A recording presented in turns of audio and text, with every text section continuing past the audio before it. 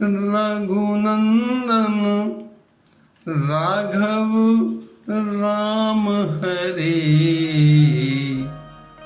सीता राम हरे, सीता राम हरे।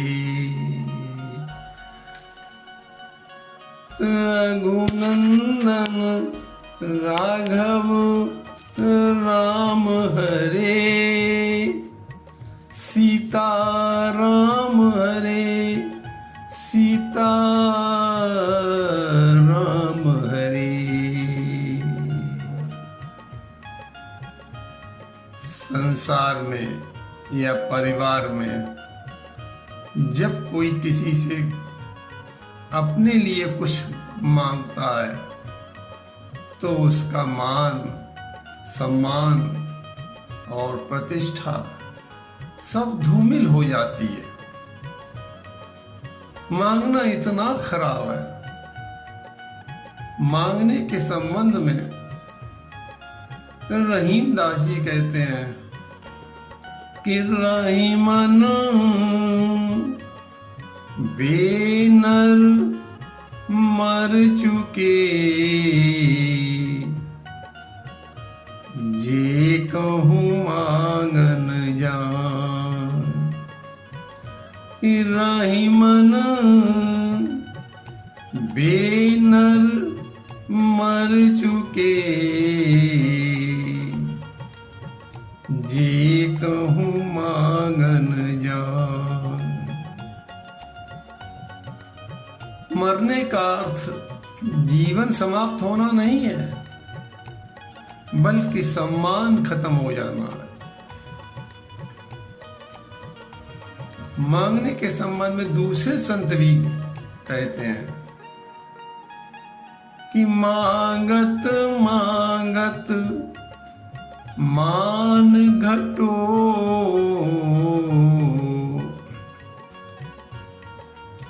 मान घटो नित के घर जाए। मांगत मांगत मान घटो। संत कहते हैं कि जब हम किसी से कुछ मांगने जाते हैं तो हमारा मान खत्म हो जाता है। अब देखें, जब बलि राजा के यहाँ भगवान 3 पग पृथ्वी मांगने के विचार से गए तो उन्हें भी छोटा रूप बनाना पड़ा, छोटा बनना पड़ा। तो मांगना तो इतना खराब है कि मांगने पर अपने को छोटा बनाना पड़ता है, अपना सम्मान घटाना पड़ता है। इसीलिए संत कहते हैं कि मांगत मांगत मान घटो, मान घटो नित के घर जाए। इसलिए संत मांगने के लिए मना करते हैं। रामचरितमानस में भी एक बार भगवान राम को मांगने का विचार विश्वामित्र के जी मन में आया तो विश्वामित्र जी का मान घटता चला गया। संत विश्वामित्र बड़े ज्ञानी थे और मुनियों में श्रेष्ठ महामुनि भी थे। तुलसी बाबा रामचरितमानस में विश्वामित्र जी की महिमा का वर्णन करते हुए कहते हैं कि विश्वामित्र महामुनि ज्ञानी, ऐसे वैसे नहीं थे, महामुनि और ज्ञानी। कि विश्वामित्र महामुनि ज्ञानी बसहि विपिन शुभ आश्रम जानी, बसहि विपिन शुभ आश्रम जानी। विश्वामित्र जी चरित वन में सिद्धाश्रम में रहकर तप करते। वे महामुनि और ज्ञानी भी थे, लेकिन मारीच और सुबाहु जैसे राक्षसों के डर से निश्चिंत होकर यज्ञ नहीं कर पाते थे। राक्षस उन्हें निश्चिंत होकर यज्ञ नहीं करने देते थे। एक दिन विश्वामित्र जी ने ध्यान में देखा कि प्रभु श्री राम का अवतार अयोध्या में महाराज दशरथ जी के यहाँ हो गया है। तो मन में सोचने लगे विश्वामित्र जी, क्यों ना उन्हें मांग कर ले आए और राक्षसों का वध करा दें। तब मुनिवर मन कीन विचारा, प्रभु अवतर्यौ हरन मही भारा। तब मुनिवर मन कीन विचारा, प्रभु अवतर्यौ हरन मही भारा। यूं मिस देखो पद जाई, करी विनती आनो दो भाई। करी विनती आनो दो भाई। अतः विश्वामित्र जी इस मांगने के विचार से अयोध्या आए। महाराज दशरथ को विश्वामित्र जी के आने का समाचार मिला तो वे महल के द्वार पर उनसे मिलने के लिए गए। मुनियागमन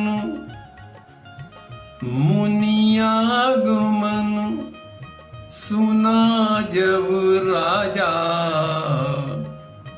तो मिलन गयो लय विप्र समाजा। मिलन गयो लय विप्र समाजा। मुनियागमन सुना जब राजा। अब देखें महाराज दशरथ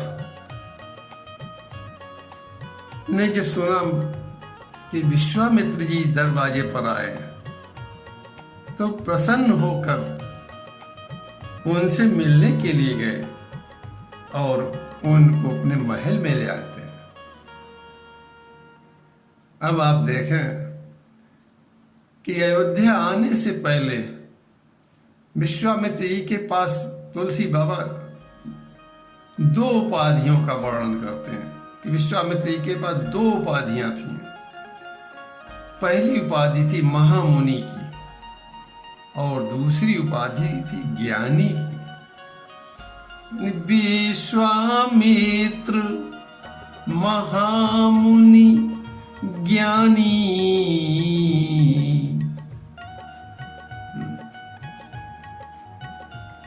और जब विश्वामित्र जी ने मांगने का विचार बनाया और उस विचार से अयोध्या आए तो केवल एक ही उपाधि रह गई। अब देखें, मांगने से दो उपाधि वाले विश्वामित्र एक उपाधि वाले रह गए। तुलसी बाबा क्या लिखते हैं मानस में कि मुनियागमन सुना जब राजा। मुनि पहले क्या थे कि विश्वामित्र महामुनि ज्ञानी। पहले विश्वामित्र महामुनि थे, लेकिन जब मांगने के विचार से अयोध्या आ गए तो तुलसी बाबा वर्णन करते हैं कि केवल मुनि रह गए, महा शब्द हट गया, महामुनि से मुनि बन गए, घर उपाधि घट गई, सम्मान घटा। कि मुनियागमन, केवल मुनियागमन सुना जब राजा। तुम मिलन गयो लय विप्र समाजा। महाराज दशरथ ने विश्वामित्र के चरण पखार कर उनकी पूजा की, उन्हें भोजन कराया और उनसे उनके आने का कारण पूछा। के ही कारण तुलसी बाबा मानस में कहते हैं कि महाराज दशरथ कहते हैं विश्वामित्र जी से कि के ही कारण आगमन तुम्हारा।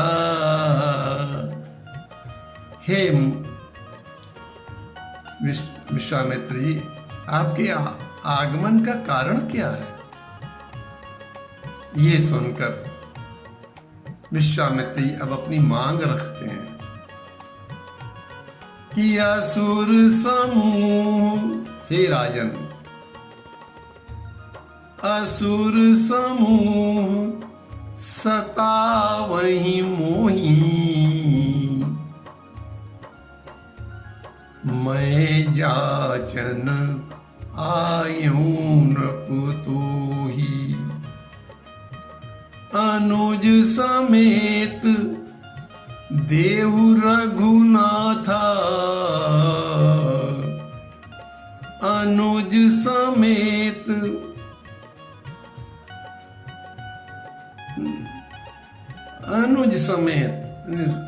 लक्ष्मण जी के सहित राम को दे दो। मांग कर रहे हैं विश्वामित्र जी महाराज दशरथ से कि अनुज समेत देहु रघुनाथा।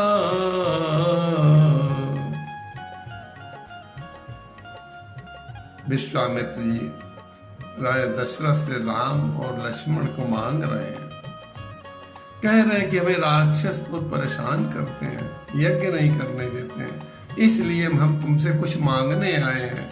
उस मांग में राम और लक्ष्मण को मांग रहे हैं कि अनुज समेत देहु रघुनाथा।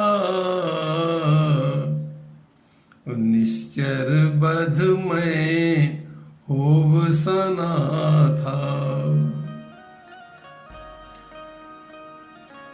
जब महाराज दशरथ ने विश्वामित्र की ये मांग सुनी तो दुखी होकर महाराज दशरथ विश्वामित्र से कहते हैं कि चौथेपन पायो सुत चारी। हे राजन, ये तो हमारा बुढ़ापा है, चौथापन है। इस उम्र में मैंने ये पुत्र पाए हैं। चौथेपन पायो सुत चारी। विप्र वचन नहीं कहो बिचारी। विप्र, अब महाराज दशरथ महामुनि नहीं कह रहे हैं, मुनि नहीं कह रहे हैं, क्या कह रहे हैं? विप्र, केवल विप्र कह रहे हैं। विप्र वचन नहीं कहू बिचारी। चौथेपन पायो सुत चारी।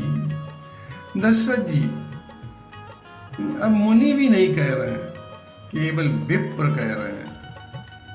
और जब विश्वामित्र अपने आश्रम में रहते थे तो क्या थे,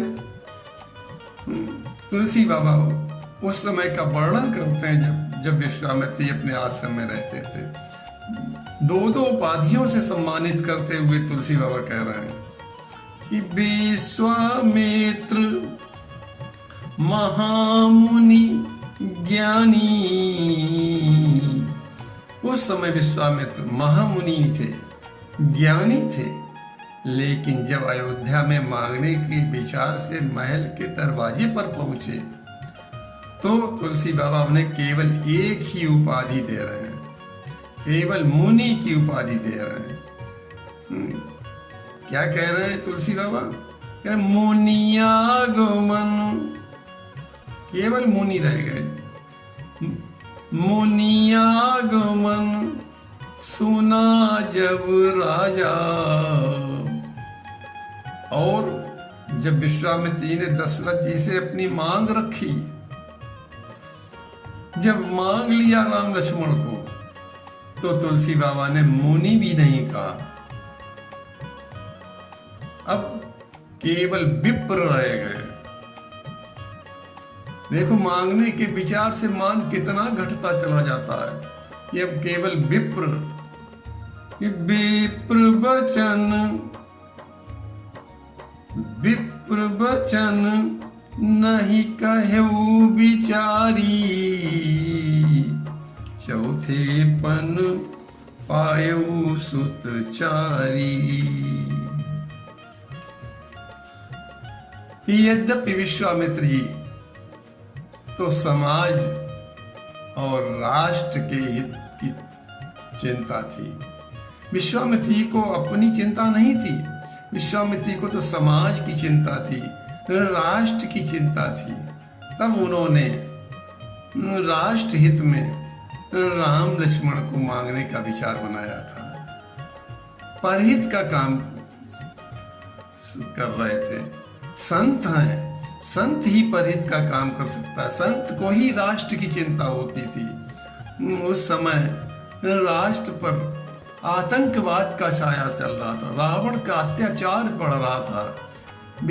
विश्वामित्र जी को ये चिंता सताती थी, इसलिए वो मांगने के लिए आए थे और सोचा था कि इनसे राक्षसों का वध कराकर और अपने जीवन को ये धन्य कर लेंगे।